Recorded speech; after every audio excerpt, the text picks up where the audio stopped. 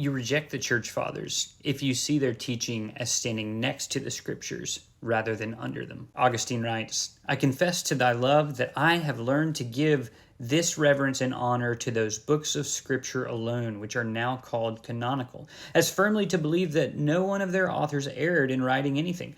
But I so read the others, that however excellent in purity of doctrine, I do not therefore take a thing to be true because they thought so, but because they can persuade me, either through those canonical authors or probable reason, that it does not differ from the truth. Nor do I think that you, my brother, are of a different opinion.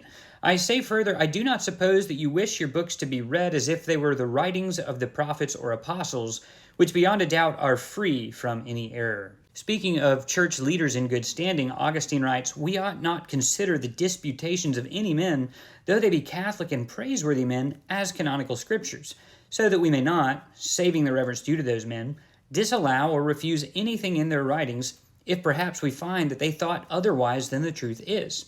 Such am I in other men's writings, such will I that other men be understanders of my writings. Of Cyprian, he says, we do no injury to Cyprian when we distinguish any writings of his whatsoever from the canonical authority of the Holy Scriptures.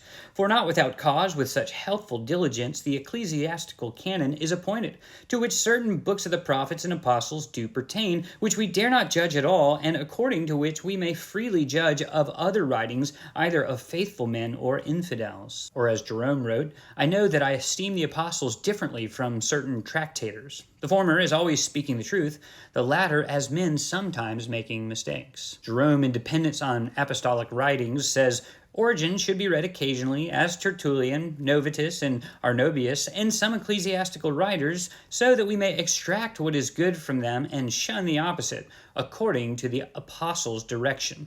Prove all things, hold fast to that which is good. Or as Ambrose testified, I am unwilling that you should believe me.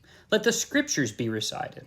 I do not speak from myself, because in the beginning was the Word, but I hear. I do not attach, but I read. Or Cyril, do not attend to my fluent comments, for possibly you may be deceived. But unless you receive the testimony of the prophets to each particular, you must not believe my words. Faithfulness to what the Church Fathers taught means to see all of them as fallible and under the authority of the infallible Scriptures.